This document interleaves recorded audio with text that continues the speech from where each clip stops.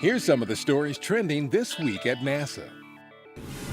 A SpaceX Dragon cargo spacecraft launched aboard a Falcon 9 rocket on April 8th from Cape Canaveral Air Force Station in Florida to resupply the International Space Station.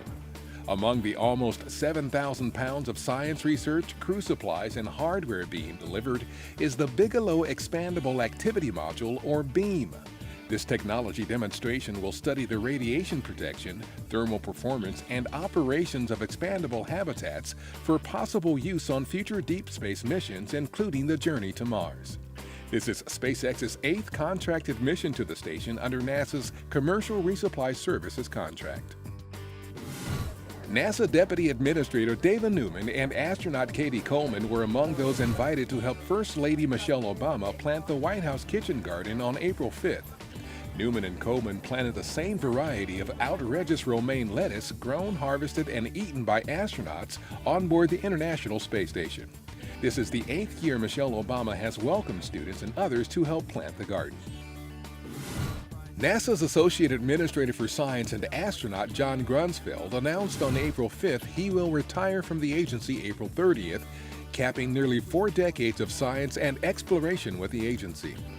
Grunsfeld has directed NASA's Earth and space science activities since 2012, managing more than 100 missions, many that have produced groundbreaking findings and discoveries.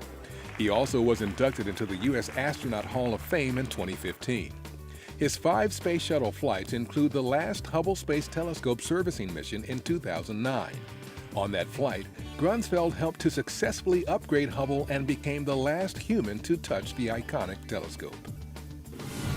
Engineers at NASA's Langley Research Center in Hampton, Virginia recently began a series of water drop tests to understand conditions the agency's Orion spacecraft and crews on board may experience while landing in the Pacific Ocean after returning from deep space missions. Specially instrumented crash test dummies in the Orion test vehicle will gather data to help engineers ensure astronauts will be protected from injury during future splashdowns. Each test in the series simulates different wind conditions, velocities, and wave height scenarios that Orion may experience during parachute-assisted landings in the ocean. At NASA's Michoud Assembly Facility in New Orleans, final welding was completed recently on a liquid oxygen tank confidence article for NASA's new Space Launch System rocket. The rocket's 200-foot-tall core stage includes a liquid oxygen and a liquid hydrogen tank to feed the rocket's RS-25 engines. Confidence hardware verifies weld procedures are working as planned.